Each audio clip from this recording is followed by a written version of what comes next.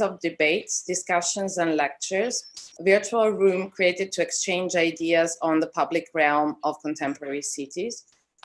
And we are happy here, we are happy to, let's say, have as guests today Frauke Gerstenberg and Jan Liesegang of raumlabor-berlin. Hello.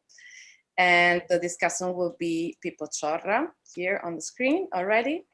And VUOTO, as I said, is a framework that was, let's say, generated by a partnership between Orizzontale and Atto.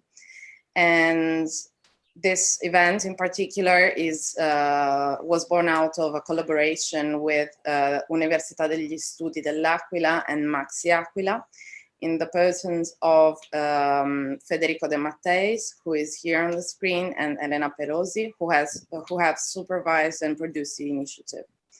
I want to thank in this occasion Giuseppe Grant and Orizzontale, who coordinated the program of VUOTO Talks.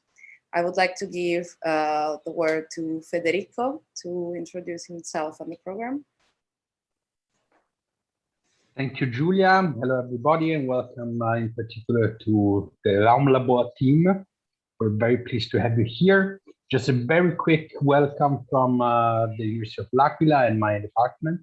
We are following with great interest this amazing series of talks. We're bringing these experiences on temporary architecture to L'Aquila, which is at the moment in a situation where we need to learn and we need to do, and this is also what we're trying to organize and carry on together with Orizzontale and Giuseppe Grant. So I will not go any further and wish everybody a happy afternoon, and then I'll be back for the question time. Thank you. Thank you, Federico, for your introduction. And I think we can get started if you are ready, Frauke and Jan. And so I'll give the stage to you. Yeah, thank you very much for the introduction. Thank you very much for having us in this kind of very exciting lecture series. We've been watching all the other discussants and got really a bit nervous because it was we thought a very high level of discussion, and now we put something together and we will see. And we decided to do this together. I hope some of our colleagues are also somewhere online, and maybe they can be included somehow in the discussion later. I guess we will now start to share our screen.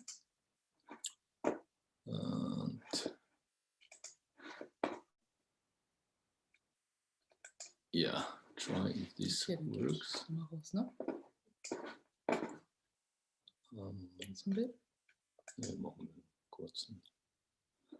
Yeah, maybe first the title is Cooperative City, and talking to you is Frauke. Yeah, my name is Frauke Gerstenberg, how you say already, and yes, thank you also for inviting us. Yeah, and I'm Jan.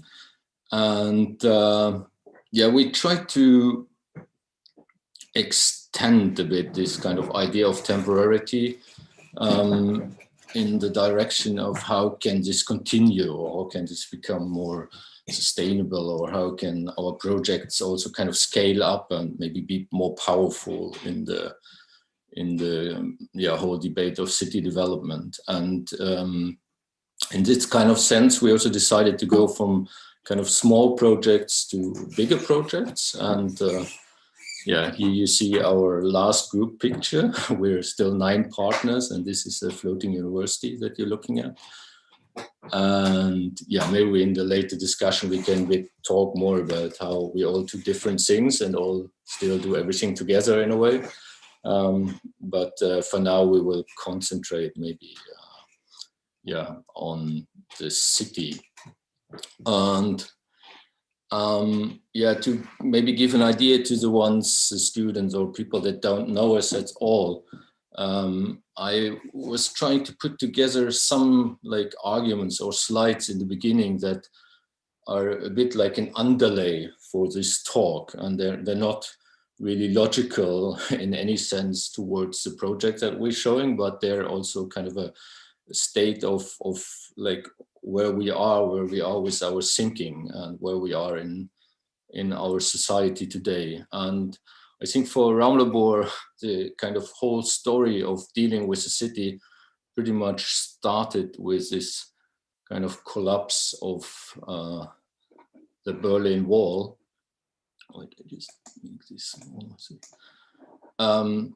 And the city becoming like one big kind of very open playground where many questions like how you use public space, how you move around, what you do, were really like very open, and where we as a collective kind of grew into this kind of routine of appropriating public spaces and like enjoying a certain kind of uncertainty and freedom of this time. But in the same time, we always see this kind of moment as the moment where we realize that there's no outside. So it's also the first moment that we realize that we only have this one world, and that with all the kind of problems and shortages of resources that we're facing now with climate change and so on, that there's no kind of utopia that we can project into some kind of other world, but that this is all kind of relational and all relates to each other. And yeah, just one image of our heroes. I think in our whole kind of working together since we left university, we've always kind of trying to find alternative ways of thinking the city, and we were very much inspired by collectives like Super Studio or Archigram or Archizoom that were able to create this kind of incredible images of different and possible futures. And especially this kind of instant city, I think, is something that always comes back in the debates of temporality and of kind of making space through culture or making change through culture. There's some aspects that I think we realized in only the last few years, that in every project that we do now, that there's always a kind of connection between the local and the global. So that with this kind of shortage of resources and with the climate change and with kind of immigration, with all these topics being present in the city and also in the country, that we can no longer kind of think the kind of local context without also thinking about the global problems. And this seems to be a really, somehow it's fantastic, but somehow it's also a really like big burden or responsibility.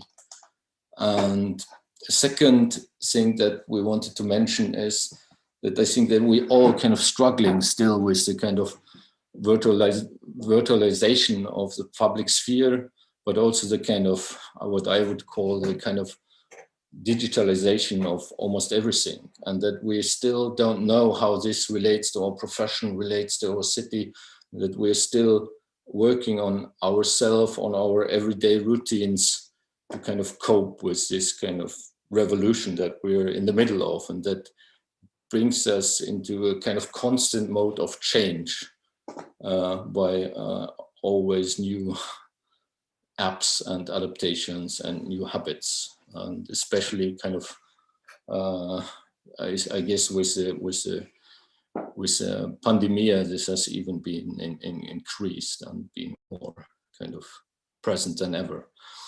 And then we wanted to mention one thinker that we've been kind of hitting probably quite late. Everybody of you probably knew him before, but the last years we were kind of discussing this term of liquid modernity that was introduced by Zygmunt Bauman many years ago already, that we found kind of quite helpful. Only this kind of realization that we are not, that he says that we're not in a kind of postmodern era because we still keep using the same tools and the same kind of thinking patterns and protocols that modernism brought into play, and that this just has changed from a hardware kind of modernism to a software modernism, and that this kind of liquid modernity is characterized by in the moment at least, that everything that has been kind of solid before becomes questionable, and everything becomes relational, and that we have to act within this kind of constant uncertainty. And I think this is something that fits very well, and maybe later can be reminded when we talk about our projects. And what he also says as maybe his main argument in his articles about liquid modernity is that the real problem of our time is that the power, and he means the power of economy, the power to do things, is global and with global corporations, and the power and the problem is that the politics are still local or national, and that this kind of contradiction has to be overcome. And I think this is also something that when we kind of now act very local, which we explicitly do, very kind of site-specific, very in the neighborhood, that we still think we have a responsibility for this bigger context, and we have a responsibility to, as a generation, to kind of solve this contradiction. And yeah, we feel very much that this kind of shift from the kind of normal way of analog behavior, analog time, you get up in the morning, you walk into your day, you kind of in this kind of analog world, that this is permanently interrupted by the digital devices and digital world. And we kind of sometimes talk about this kind of digital kind of sphere as a kind of sectional sphere, because everything is there in the same time and is totally independent from place. And I think this has changed many categories like public and private, but also categories like close and far. And I think the kind of results of that, or the kind of understanding of that, is still to be resolved, or still has to be worked on. But it's also a very nice kind of uncertainty, at least in terms of public space and the search for new public spaces, new spaces of encounter, spaces where maybe also these two spheres can meet and can be like also meet on a kind of critical level, not just on a consumption level, like maybe in game scenarios. I think this is a very interesting question that at least part of our academic work, I think, very much circulates around. I think in our projects, we're not really experts on the kind of digital sphere yet. One of the elementary ideological mechanisms, I claim, is what I call the temptation of meaning. When something horrible happens, our spontaneous tendency is to search for a meaning. It must mean something, you know, like AIDS. It was a trauma, then conservatives came and said it's punishment for our sinful ways of life, and so on and so on. Even if we interpret the catastrophe as a punishment, it makes it easier in a way, because we know it's not just some terrifying blind force, it has a meaning. It's better when you are in the middle of a catastrophe, it's better to feel that God punished you than to feel that it just happened. If God punished you, it's still a universe of meaning. And I think that that's where ecology as ideology enters.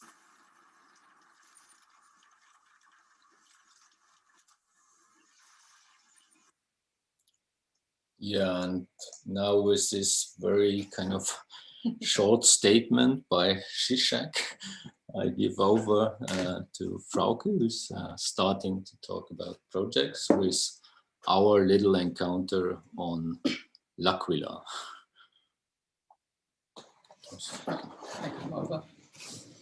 Yeah, this is a great step now, also back. So when we talk before on Tuesday, we also talk about our little proposal from 2010.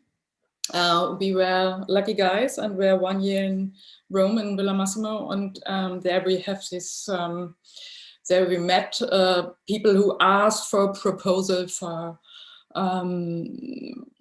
for making an offer for the use in L'Aquila, because it was almost 1 year after the big earthquake, and L'Aquila was, you know better for sure, completely closed, or the city center was completely closed to this time.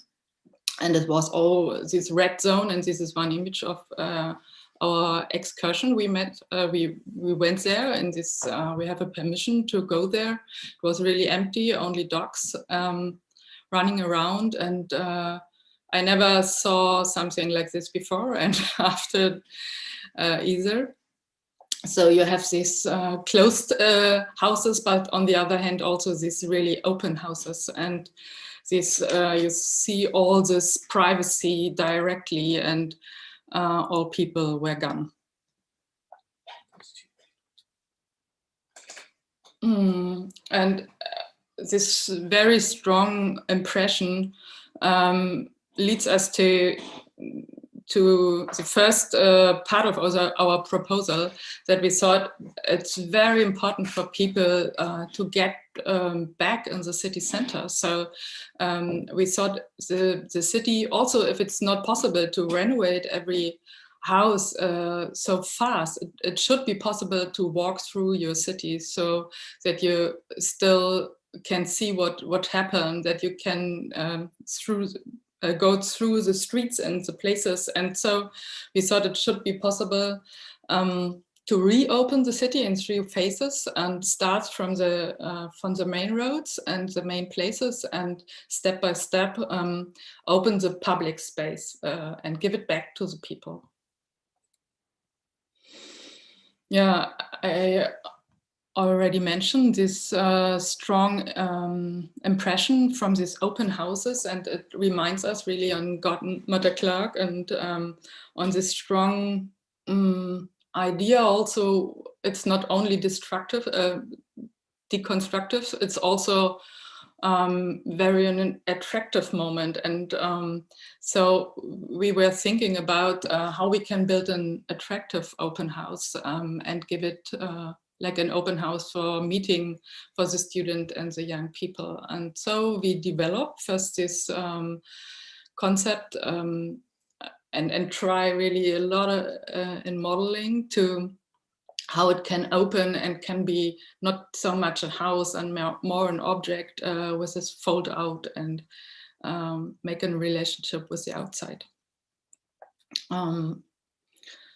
Yeah, and the idea was that the inside folds out and also creates another world on this place. We had first some other sites, but then finally we landed on this Piazza Santa Paganica, and so the final design looks. It was not so detailed outdoor project.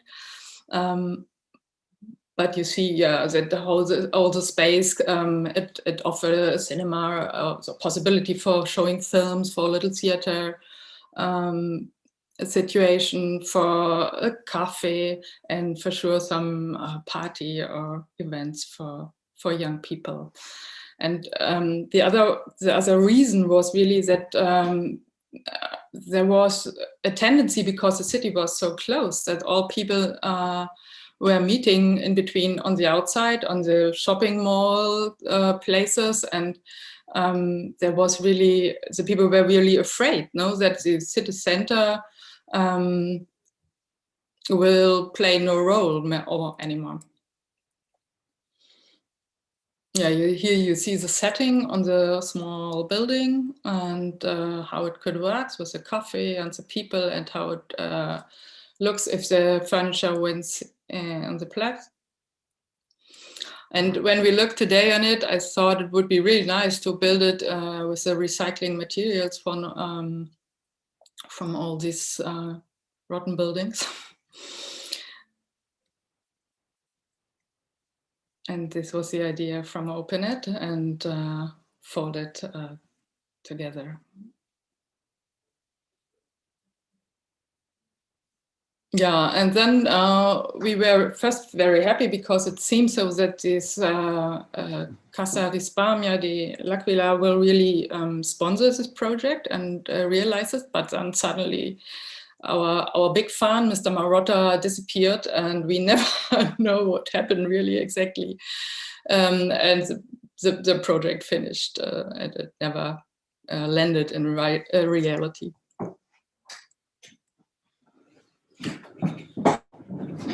Okay, I take over again.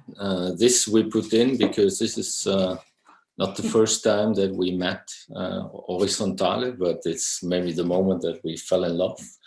And we invited them to this little project, Cantiere Barca. You all know what cantiere means. We were very fascinated by this kind of double meaning that cantiere has in Italian language. It's workshop and in the same time construction site. And yeah, this was commissioned by a very nice group of curators that we've met, I think, through another project, and they are called A Titolo, and they commissioned different art projects on the periphery of, I think, mostly Torino. And here you see where, so Barca is this kind of suburb. It's a typical kind of modernist city extension, mostly for the workers, for the car industries of Fiat, and it's really based on a kind of neighborhood unit logic, that there's a school and there's a certain kind of dwellings, and then there's should be this kind of commercial center and a house for doctors and a pharmacy, and the problem then was that this kind of house that was built by, I guess, the local government was never occupied by a supermarket. So it was a house for a supermarket, but then the supermarket never moved in. So it became a kind of empty house. It also is of a bit of a questionable quality, I think. But then right next to it, so there was no center for this neighborhood. So you had this kind of neighborhood, but with no center. But then right next to it, on this in this little parkland, there was then coming this little bar, and the bar became the kind of meeting point for at least some kind of like people from the neighborhood, not for actually everybody. And the whole purpose also of this was a bit to make this, maybe open this up more and make it more kind of inclusive and not only the meeting point for some. We will show video of that.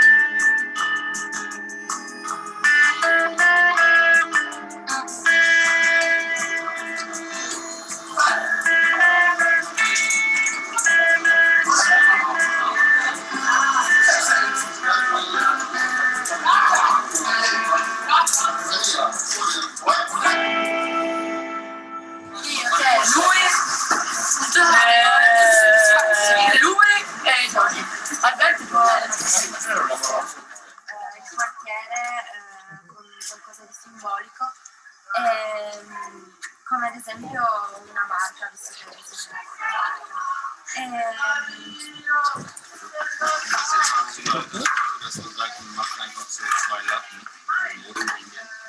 Okay, I will talk a bit over this. It doesn't really have words.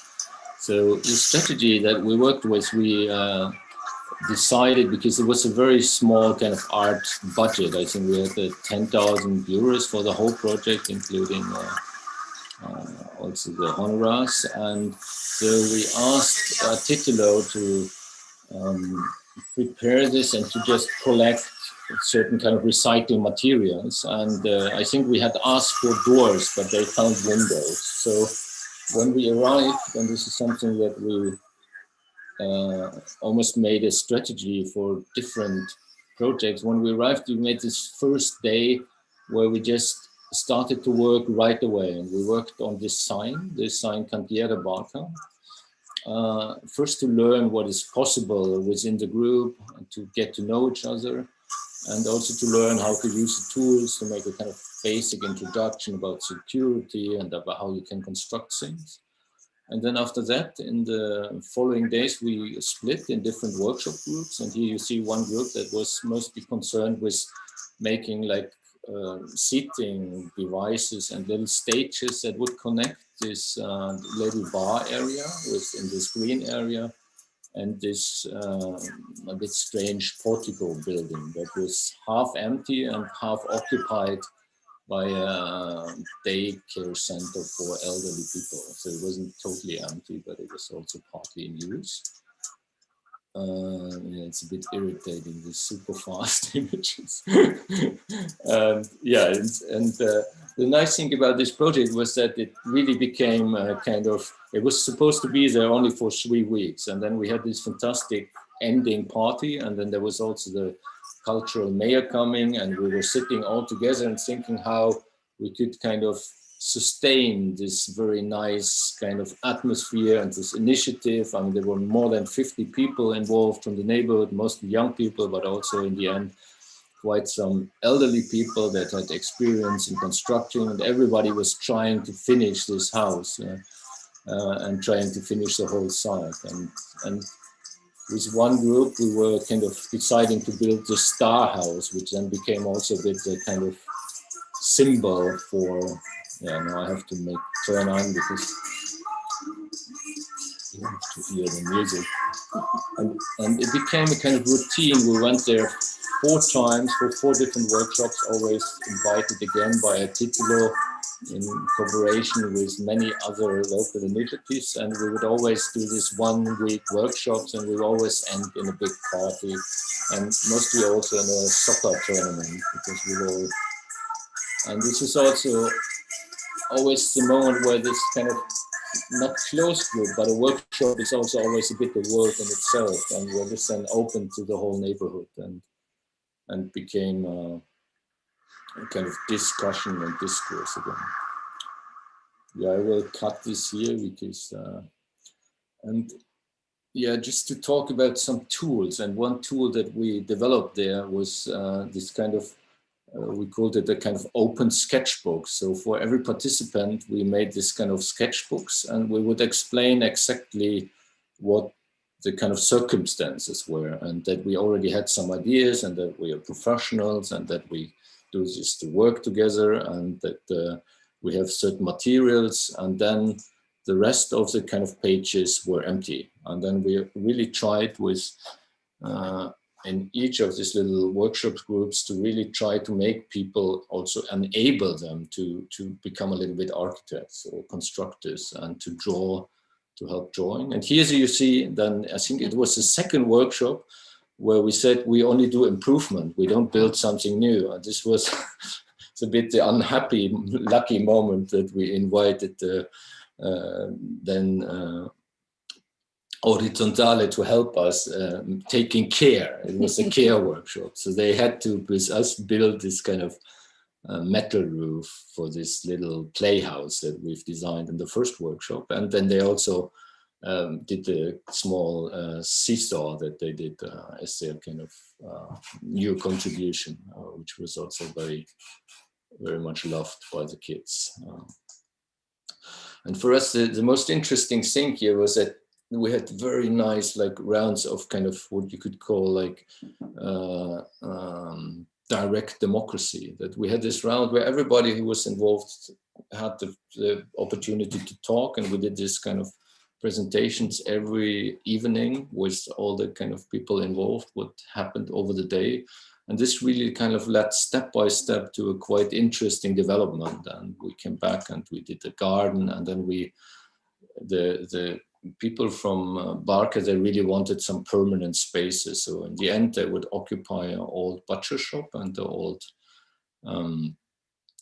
bakery that were also kind of moving out again because the supermarket wasn't coming. And these kind of spaces got like, it was a minimal kind of renovation, became like usable spaces. And one was a kind of workshop then used by students and locals as a kind of wood workshop in kind of continuation of this work that we've done there before. And they did some like beautiful furnitures, again, of the same kind of material. And one was kind of became a space where mostly this woman, which name I don't remember right now, she was partly kind of unemployed, and she kind of took the key and she offered for kids to do after school homework, but also kind of sewing workshops, and she ran this kind of space for quite a while. You see some images from inside. Yeah, we always kind of framed this as a kind of really like a self-empowering project where the community was really able to kind of develop something from their own wishes. And it was also always very fragile because it had very kind of little funding and very, it always went from one little fund to the other, and the Artitulo, the collective of curators, were always still involved. And in the end, it also kind of didn't survive. I think it was then closed down some years ago, but it survived for many years, and it, I think, unveiled a lot of kind of potential, but also like it was also kind of learning that you have to take care all the time about this kind of projects. And this is a project that we kind of, it's kind of in between project between this kind of upscaling and it talks a bit about working in places where you're really a foreigner, like where you don't know the code so well. And this was an invitation by Goethe Institute to work on an intervention in public space in Durban. And this was some years after the World Championships there.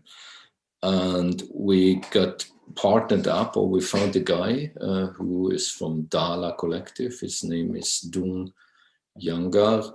And he had like looked into people walking in the city, and he had recognized that a lot of this kind of apartheid patterns that characterized the kind of South African city, where in the city center were the white people, and then there was this kind of buffer zone of industries and mostly Indian origin neighborhoods, and then there were the townships and the shanty towns outside the city.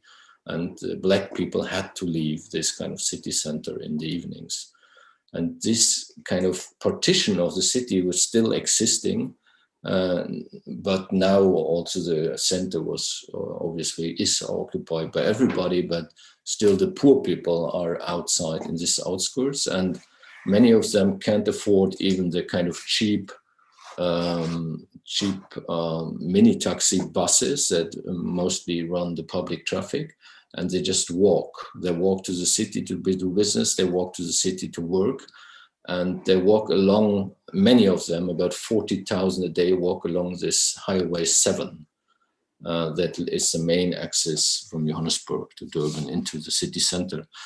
And yeah, they've created this kind of passes. And these passes had already been paved, actually. This is when the World Championships come along, because they wanted to really beautify the city. And there was another, on this spot that we found, there was also another device or another type of traffic that was very present there, and this was hitchhiking.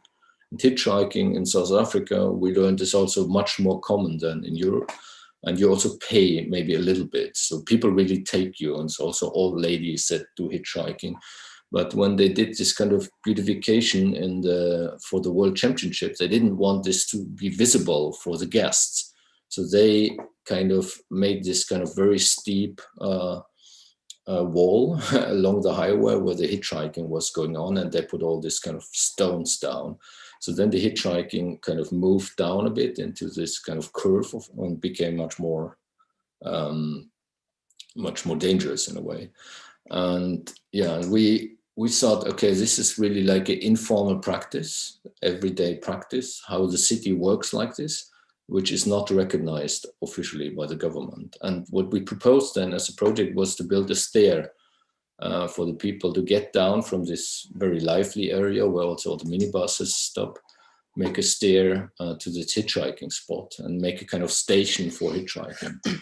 But since hitchhiking is officially not allowed and is forbidden in South Africa, this was obviously not acceptable for the city government. So then we did a kind of project.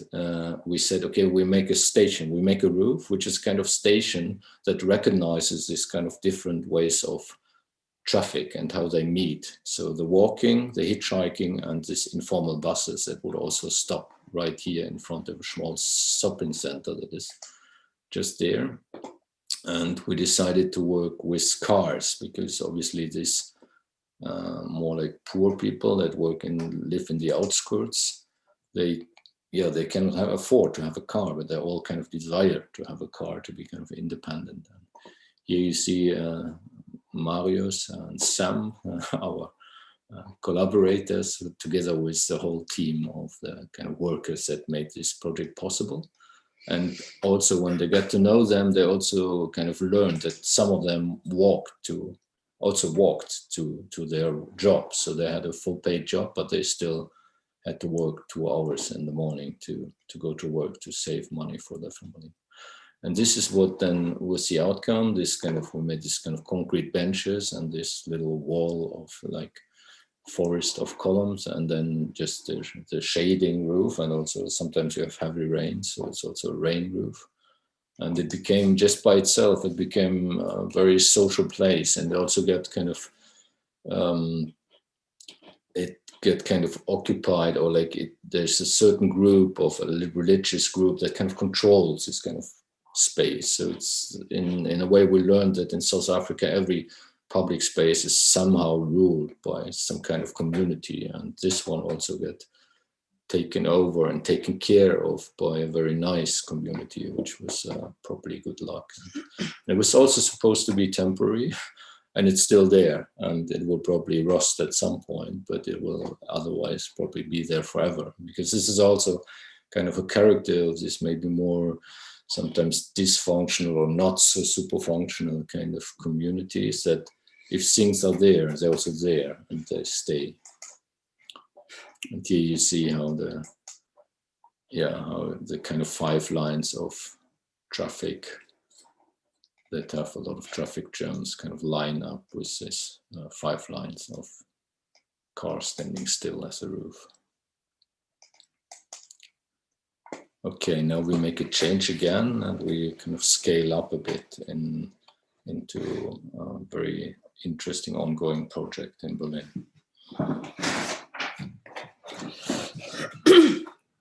Yeah, I think this is a nice change from this rush hour to this Haus der Statistik project, because it really shows, I think, the range from mixing the temporary with a long-term project. I think in the last years we starting more also parallel doing long-term projects, because also I think because of opportunities and perhaps also of develop our strategies. This is a bit crazy project in Berlin about co-productive city making. It starts in 2015 in very special circumstances. The city has sold, since the war came down in 1989, sold a lot of land because they were afraid to manage all this empty city space and or there was a big need for investors. And in the years after it, slowly the rents were increasing and the population also. So every year, 50,000 new inhabitants coming to Berlin. And the consequences were that the affordable housing getting lost, and the spaces for art, culture, and social affairs really disappeared or were very expensive in the around this 2015.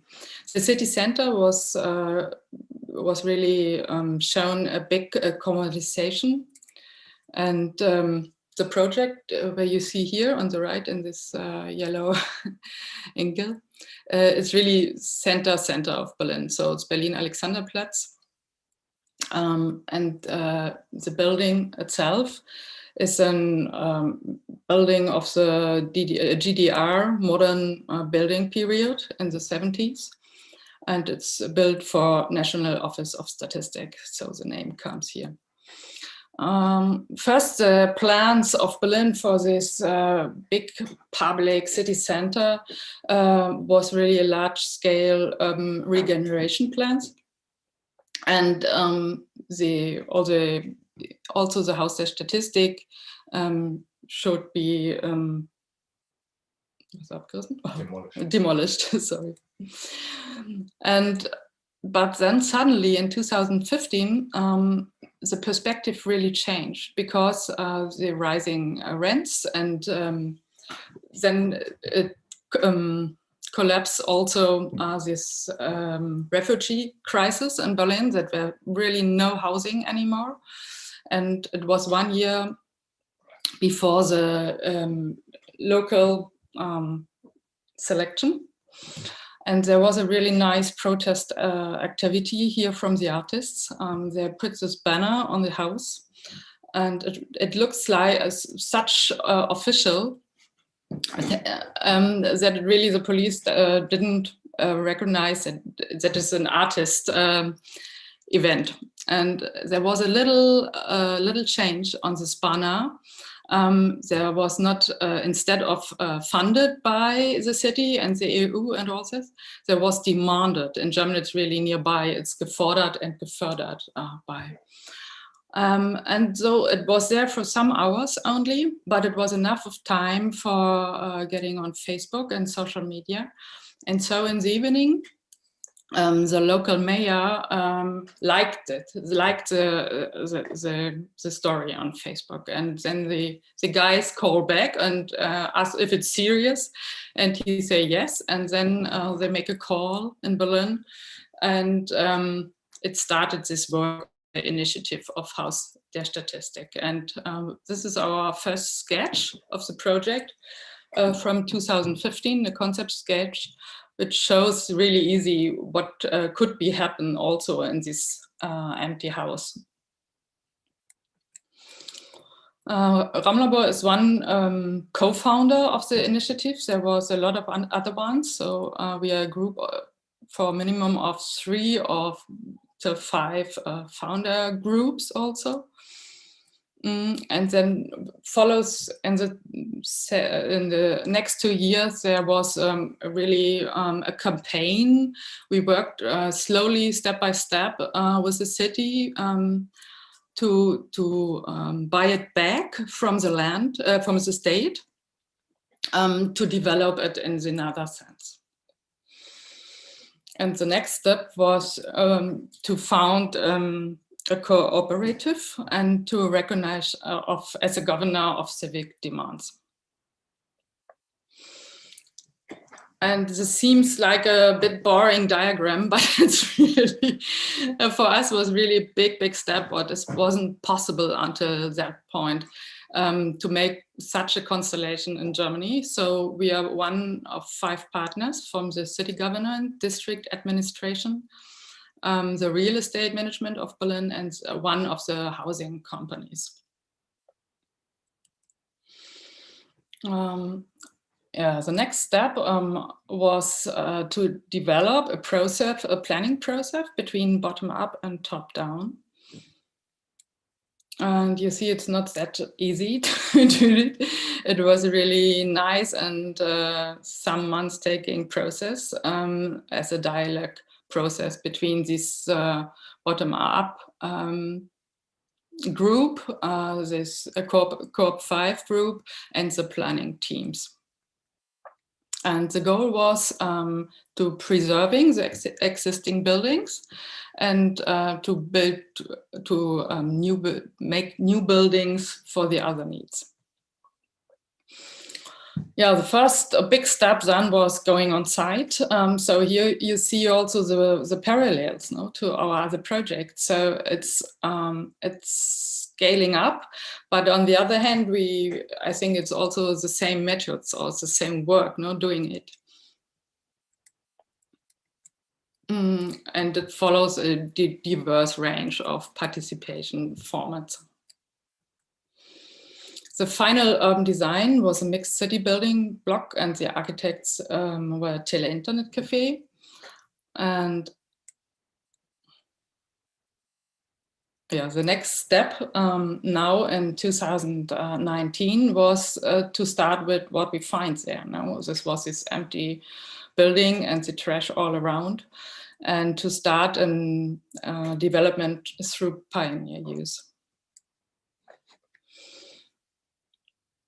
So the whole ground floor, we started an open call for the whole ground floor because there was 2 years left until the building phase started. And we want to try to experiment already with the program and to start what can happen in these spaces.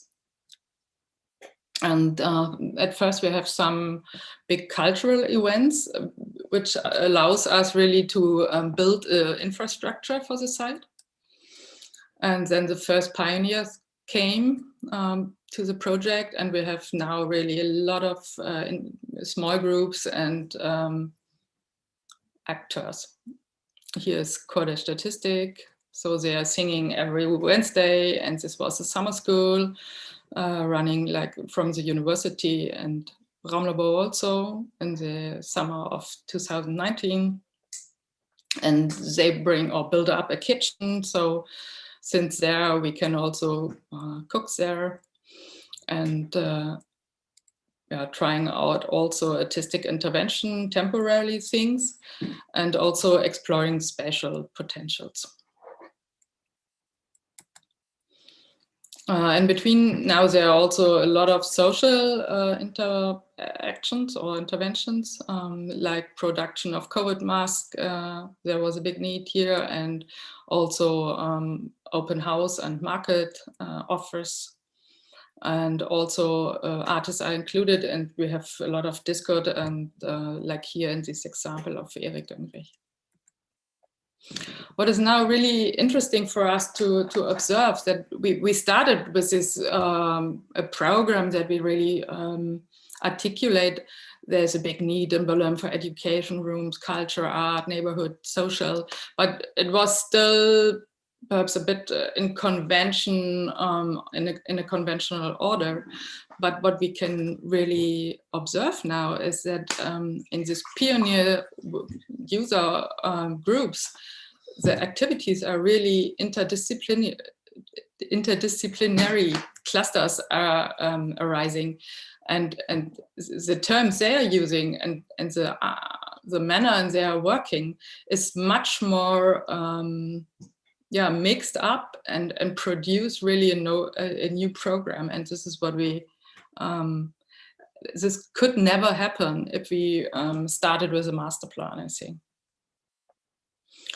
And the second very interesting observation is that in these experimental rooms we have there now, you have really this practice situation for transformation. And I think this is a big need. No, we talked, or Jan talked before about Zygmunt Bauman and this climate change. And this is always this question, how we can change our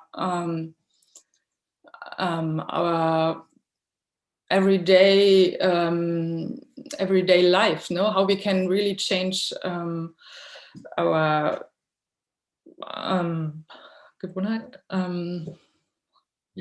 behaviors, so our daily behaviors also, no, our daily routines.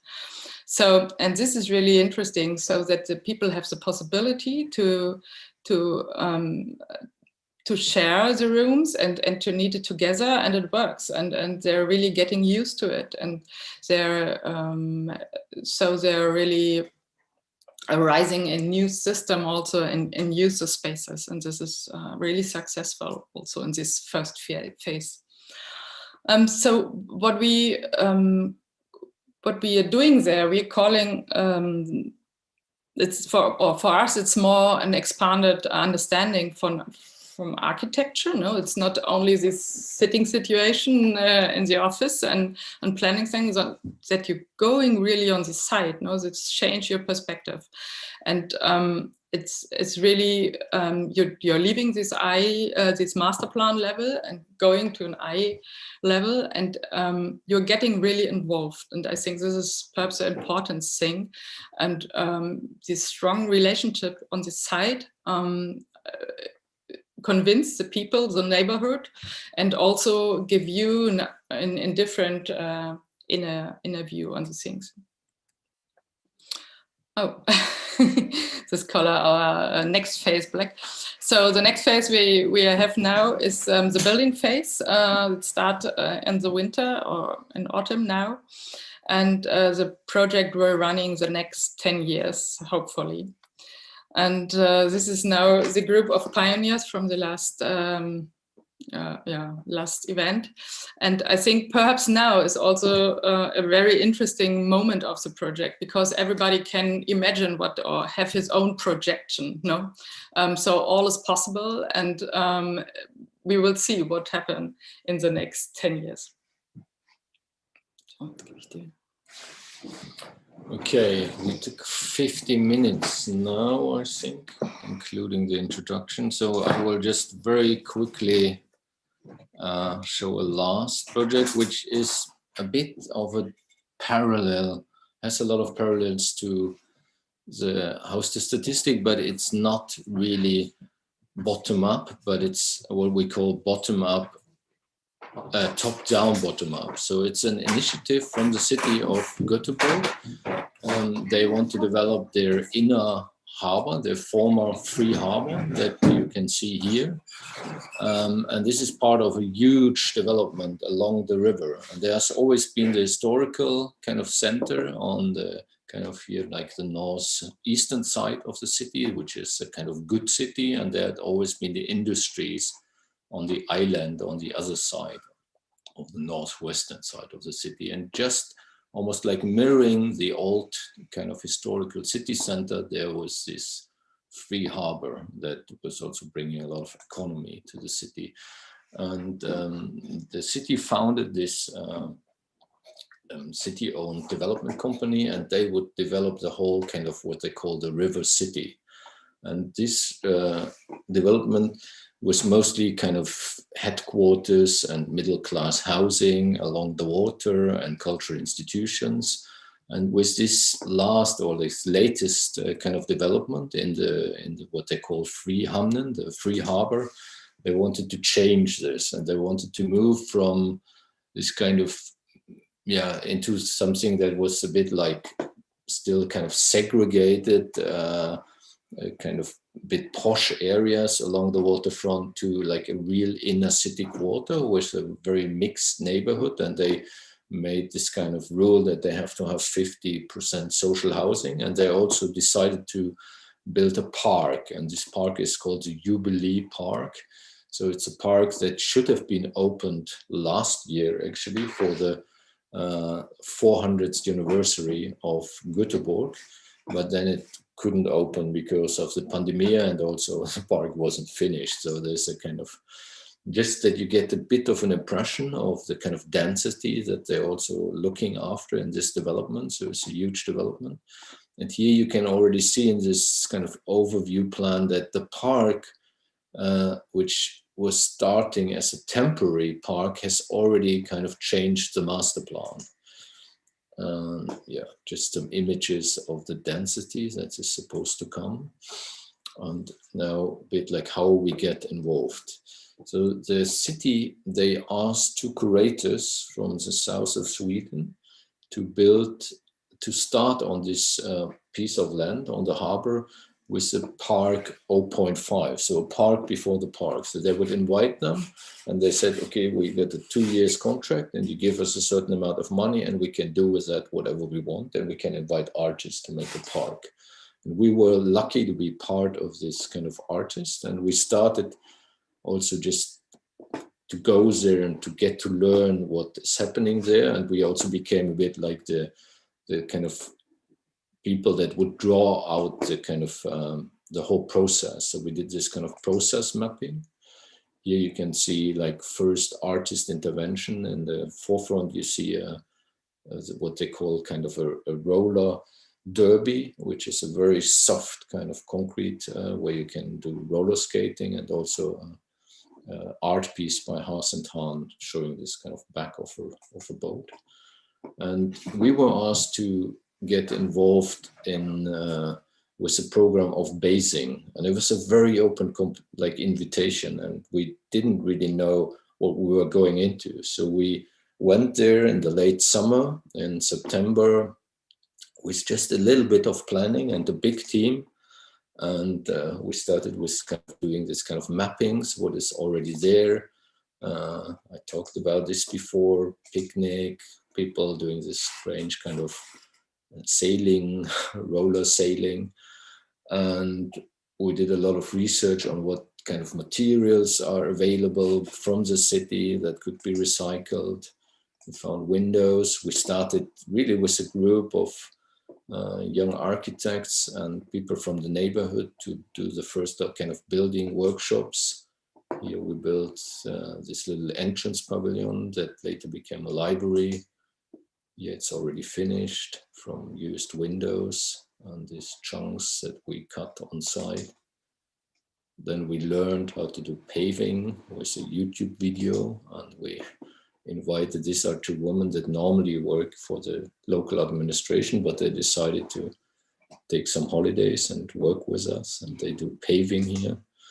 And we were also looking for a kind of aesthetic for this park that was not so much like concrete and asphalt, because we believed that this whole area, this park as a temporary park, would only be really accepted and kind of looked at as a park if it had also this kind of idea of nature. And the only nature that we could find was on this strip along the water, where there was some wild growing trees and there was some water grass. And so we started to build this kind of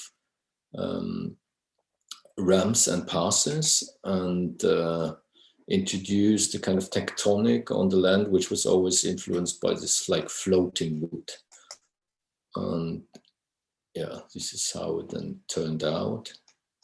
So it's a kind of pass, and then on one side you have changing rooms, and on the other side we have introduced a sauna. And yeah, you can see these changing rooms were finally cladded with just metal because we were running out of budget, but they had this beautiful showers that were built from recycled bottles. This was actually something that we learned in Rome when we worked with people and in front of the MAXXI. It was the first time that we used bottles, and then we wanted to do it again, and we wanted to do it like sustainable. And here we had to do 2 rows of bottles for the installation, and it turned out to be a very, very beautiful kind of shower.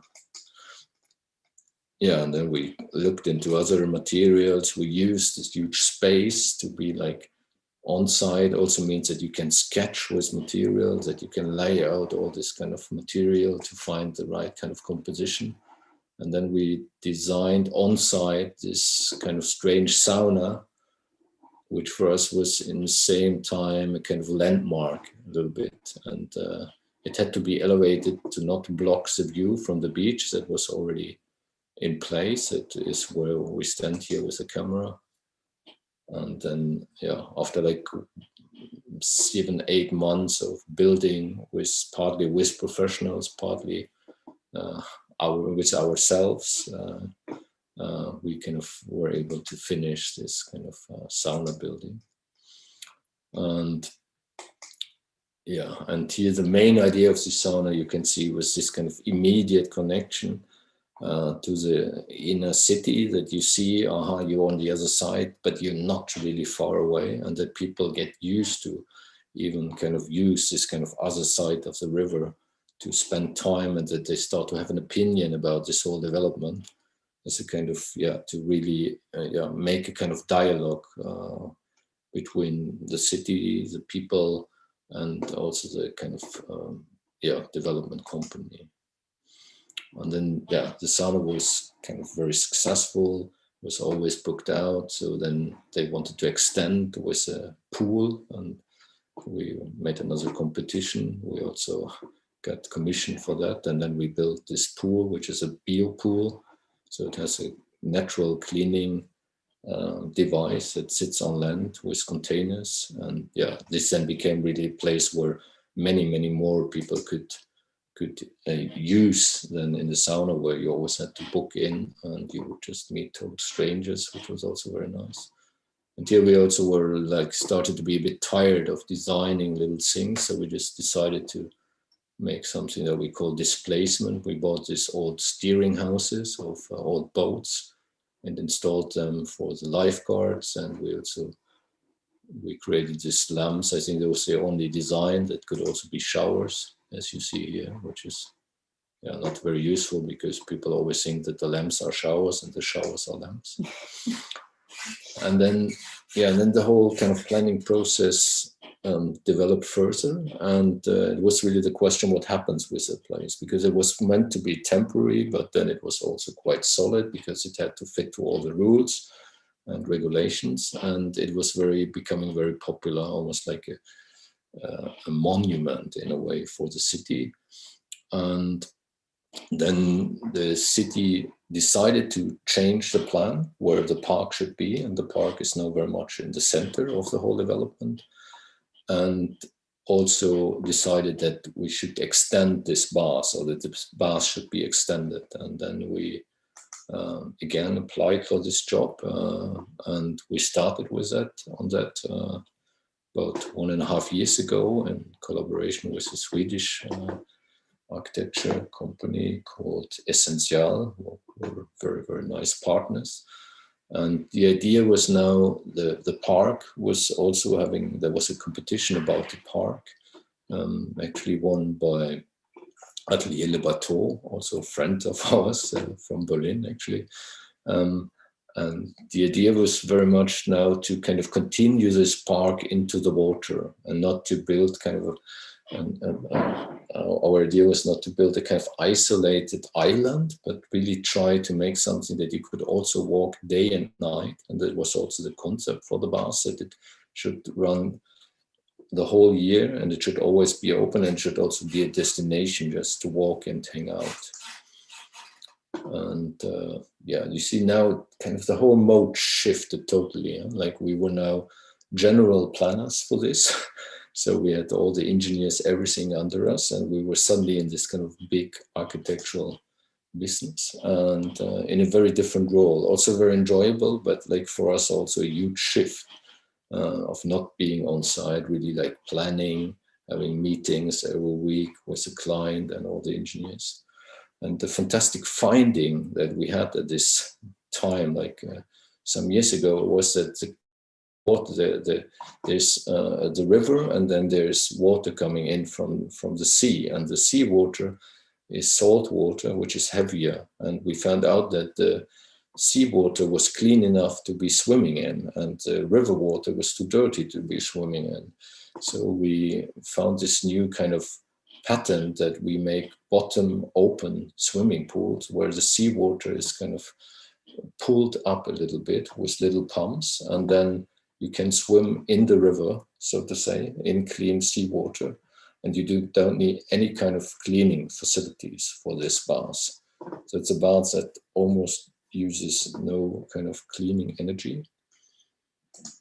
Yeah, just like show you a little bit how this now also, then this project got cancelled because of financial issues. That was too expensive. We tendered it, but it was much too expensive. There was only one offer. It was also kind of very unique. nobody wanted to build it, and it got stopped. And then we made these images to make kind of policy to get it restarted, and it actually really happened. I mean, not because of this kind of fancy collages, but because there was a lot of lobbying. A lot of people just wanted this pass to happen in the city. Yeah, you just see how we were trying in this new, we had to build totally new changing rooms because the old ones were on contaminated land and the land had to be exchanged. So we were trying to find a kind of new language in architecture for this, which was still kind of very close to this idea of the floating wood and the passes that we've done before. We made these kind of wooden facades with colors. The bottle walls were in the very end not accepted, so we had to find a new facade for the showers because they were seen as a risk construction, even so that already functioned for more than 5 years. So we made this kind of crazy facade that we have to build ourselves because also nobody wanted to sign for this. And yeah, now we're kind of in the middle of this kind of process. This is how it's supposed to look. Here you have another kind of rendering. And this is how it looks right now. It's really a mess. You know? Like everything has stopped to function, but the sauna. The sauna is still kind of there. And this is also maybe where it became true that it was smart to be on this pier and not in the middle, because everything else had to be taken away for the big construction. Okay, this was our presentation. I hope it was still enjoyable, even so it was a bit long. Thank you, Stop Frauke sharing. and Jan. It was a very interesting presentation. I was, let's say, excited to see so many scales where your approach has been, let's say, conducted and has taken over different places. And I was kind of, let's say, impressed by some characteristics of the project in Durban, because as we were discussing on Tuesday, it's interesting that you, let's say, start from traces of informal life in the cities, and then, let's say, your project starts from there to bring something to the city. And I always see, let's say, in the background, something that talks about opportunities that you find in the places where you work, and you try to, let's say, involve the community as well in this, let's say, taking over parts of cities that have to be, of course, revitalized, as opposed to beautifying, as you said, Jan, which I think is like a process-based architecture in a way that has more to do with taking care of a place rather than beautifying. So I would like maybe Pippo Ciorra to, let's say, kick off the conversation. Well, yes, there's not, actually it's not easy to add on top of what Jan and Frauke said, because they perfect. I mean, I think it's fitting perfectly your topic. I think there is a few like footnotes I would like to emphasize. First of all, they went like smoothly on this, but for me it's very important that Raumlabor started when the wall crashed.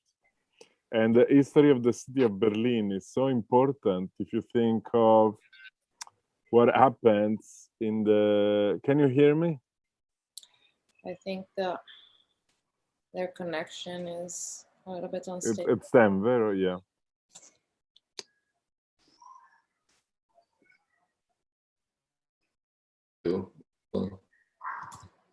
Jan, can you hear us? Frauke? We can hear. Okay. Eventually they can switch off the... Maybe you can try to switch off the video. Yeah, and see if we can continue with the conversation.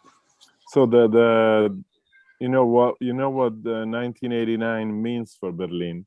1989 means not only the wall collapsing, but it means a whole lot of projects that were meant to design the city of the Berlin of the future all along. I mean, from 1984, 1980, IBA, IBA Berlin was designing a city that immediately disappeared in the mind of Berliners and planners and architects in one night.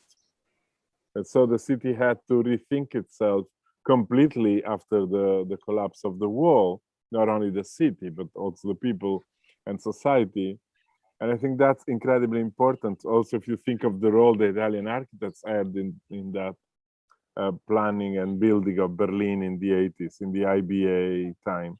So the first thing interesting for me, the thing that's interesting for me is this coincidence of a moment when the city cracks on the last idea of urban design that was coming from that European urban culture of the 70s and the 80s, which disappears with the wall and which creates an open land for alternative approach to urban design, to the city, to urbanity, which was on one side pure market. No, think of Renzo Piano, Isozaki, I mean, where everything happens in Berlin.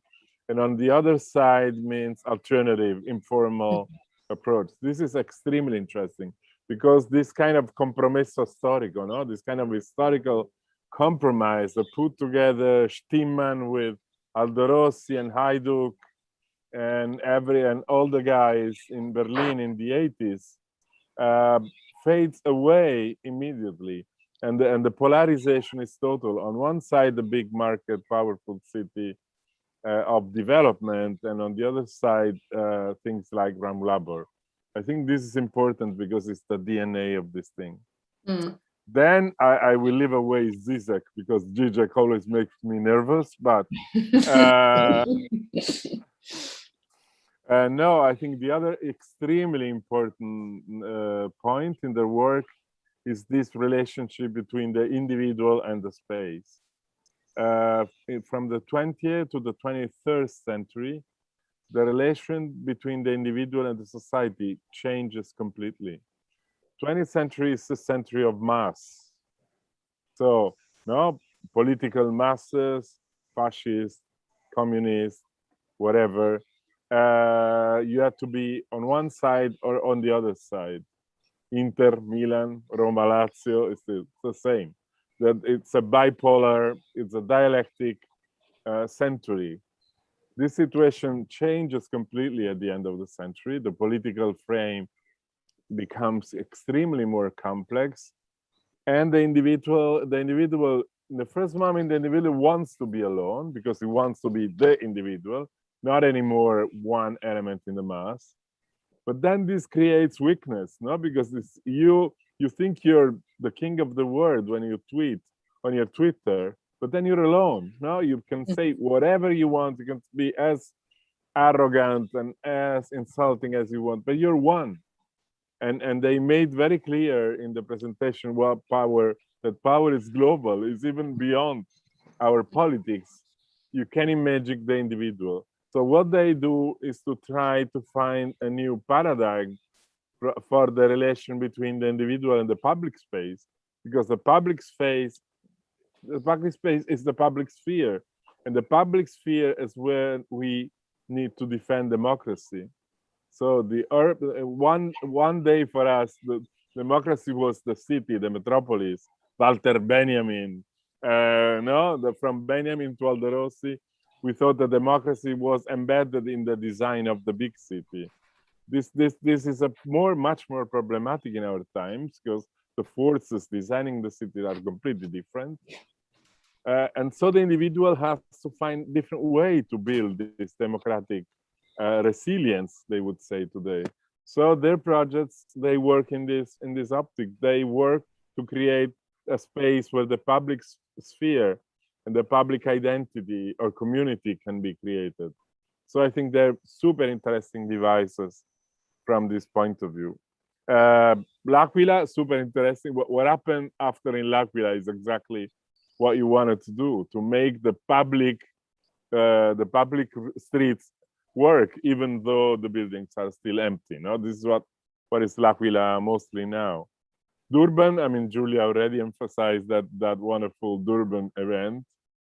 But I also would like, when I do presentation about this kind of ambiguous word between installations, exhibitions, urban project, tactical urbanism, the title is always this, the permanent value of temporary architecture. In your case, I think you're exactly investigating how this temporary value can become permanent. And it's very nice to see, although it is expose you to some risks, of course, but it's super interesting to see how your informal projects are creating now an immediate land of conflict with planning, no? And in the beginning is adding parasites, then it's like working on public space. Now, Berlin, Gothenburg, you're really addressing the future of the city, which is exactly where the value of temporary architecture becomes permanent. So on one side, I would say, I mean, I always like your approach, although I do believe that we also need some hardware to give people what they need. But I also like the way your approach is developing to challenge, to take the risk of challenging the real, at the larger scale, as Giulia was saying, the future of the city. So I think the lecture from this point of view was extremely, extremely interesting.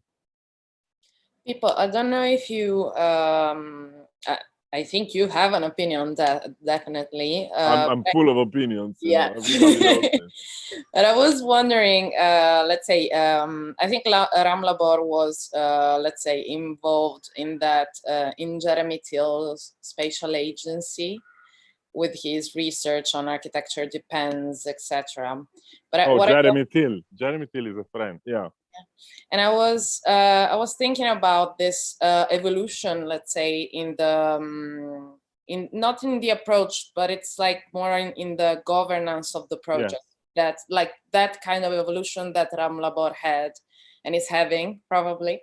I think it's, let's say, a shift today that architects now are facing in a way. And also I think this involves other collectives such as also Orizzontale as well. And let's say, what do you think is, in this sense, the role and the, let's say, the field of action of architects in this particular moment? Well, the problem with, I mean, I love Jeremy, he's a wonderful guy. I'm never been for autonomy, no? Everybody kind of, but the people from autonomy accuse me of being too heteronomo, and the people from heteronomy accuse me of loving. I think Jeremy hates architecture. That's his problem in the end. We do not necessarily need to hate architecture. I think what we all doing today, and they do it in practical terms, you're doing in like publications, Federico in academic terms, Orizzontale like them, me in I don't know how, but we're trying to understand what an architect can be in the society of the future, because we may easily disappear, no? So maybe on one side, Raumlabor are super happy with this wonderful informal work they've been doing so far, but maybe they also feel the need to grab a little bit more on what cities will be in the future to understand what we can do there. Because I do think architecture as like a social commitment. I do think, and when architects are the one leading the revolution is going to fail. I mean, for sure. We can contribute, we can do our job. We cannot lead the people with our flags. In Italy, we tried many times, and it was always bad failures. But I think we do want to know what an architect, what's going to be the profile of an architect. So people exploring like extreme sides or new sides like Raumlabor, like Orizzontale, like, I mean, I do support them. I become much more, I would say, I become more dubious, or I question myself more, and I go against my own interest when architecture is thought as a museum, only as a museum event. So some super radical experience like our friend A.L. Weizmann, but then in the end they can only happen in museums. If you go to the Biennale, you find a lot of this. Yeah, so a lot of this art speculation of early 2000 MIT artists. So I do like the experimentation of whatever new language, tools, strategy, approach. I love the fact that they are very comfortable, even though they work wonderfully in the museum for me. But I love the fact that they like to act, to practice where people is. So where the real life of people is, and they do not give up on the idea of form, because architecture is also architecture, and when you produce meaning also by form. So their projects have their own form. They deal with the space, they deal with the people, they deal with the form. So I don't know if they are all perfectly successful, but I think they have to be supported because they choose a track which is extremely interesting for us. And I am very happy they're expanding somehow their approach. I don't know if I answered, Giulia, but. I think so, but I think it's a long conversation. We can do another one on this. Yes, of course. we can do another one on this. I wanted to involve also Federico De Matteis, if you want to add something about it, especially having seen Salotto Urbano and the project that Jan and Frauke showed us, and also, let's say, in comparison with what you are doing in L'Aquila and how the situation changed from 2010, which is year that that specific project dated to.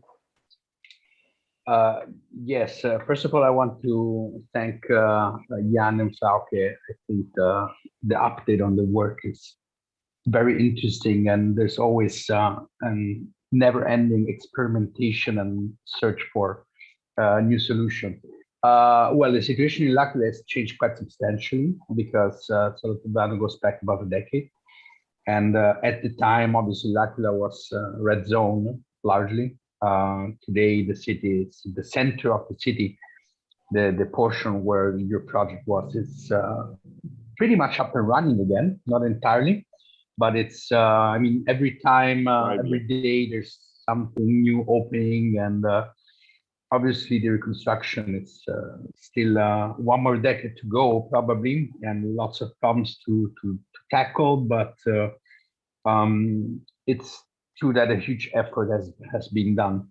What is surprising, and this is where my question comes, is that some of the problems that you were identifying in L'Aquila 2010, 2012 are pretty much still there. Because they are not strictly related to the emergency, to the earthquake. It's more likely that it's connected to the type of governance, to the slowness of processes, to the difficulty that administrations have in accepting. It's perhaps what happened also with the project, that it didn't happen in the end. You know, there is a lot of, how could you say, prejudice against, let's say, innovative solutions in architecture. It's also the type of problem that we are encountering at the lesser scale, and we hope that we're going to be able to solve it, and Giuseppe is working hard to do that with what we are planning to realize in L'Aquila in the coming weeks. So my question is, how do you build the confidence with administration? Because I see it's, let's say, somehow easier to involve the people, to involve the citizenship, because they get directly involved and they do things, and there's a playful dimension and they like to participate.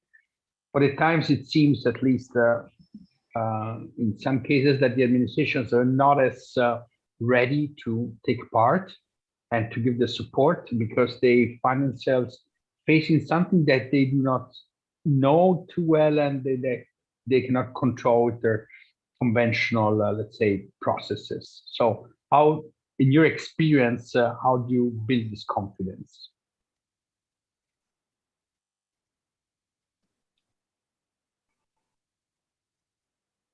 The microphone, sorry. Thanks for your very nice comments, Pippo and Federico. Was very, I think, very nice what you said, Pippo.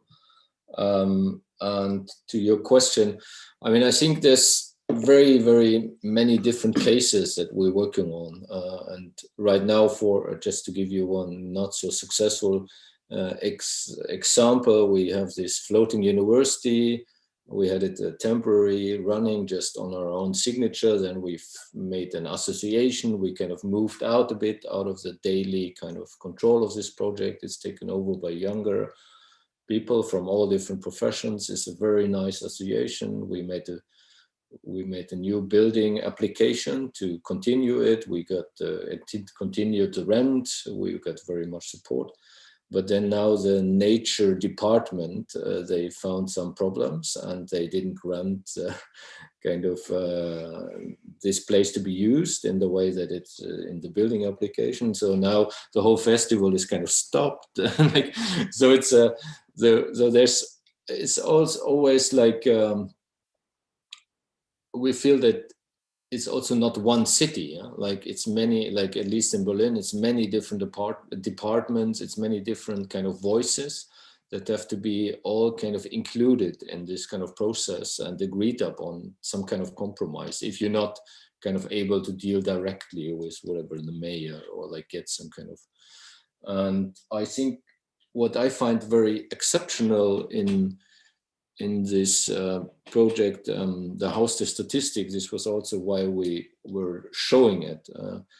For us, this was really trying to make a contract in the beginning of a planning process. There has been a contract. It's not, I mean, it's a legal contract, but it hasn't like maybe real like legal status that says that these 5 very different players that like develop the whole neighborhood or the whole kind of block, that they all have to agree on every decision made in the development process in one voice. So that if there's a conflict, they have to sit together and figure it out. And they also all agree to support each other's interests. So that the initiative, like the people from the street, also agreed on supporting that there's going to be a new town hall there, which is going to be a high-rise building properly designed by someone, maybe not our taste.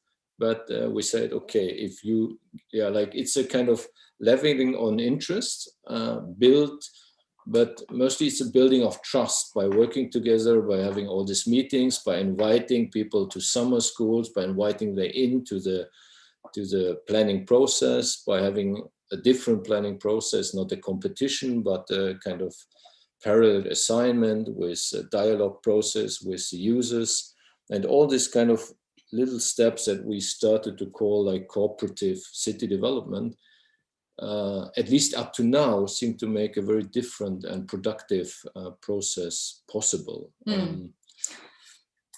Yeah, is that true? I think perhaps it's a step before also. I think it's right what you said, but this cooperation